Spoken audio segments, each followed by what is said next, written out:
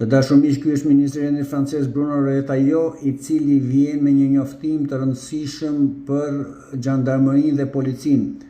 Ka urdhëruar 4.000 forca që të kontrollojnë kufijt, autobusat, trenat, të gjitha pikat kyçe për të frenuar dhe të deportuar më pas urgjentisht në vendet e origjinës emigrantët pa dokumenta.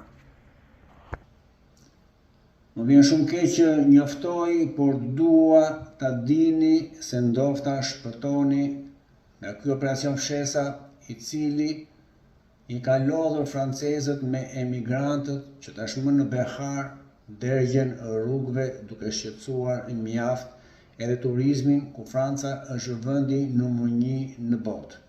Për më shumë informacione sigurisht do gjeni linkun nga France 24 nga AFP në komentin e parë.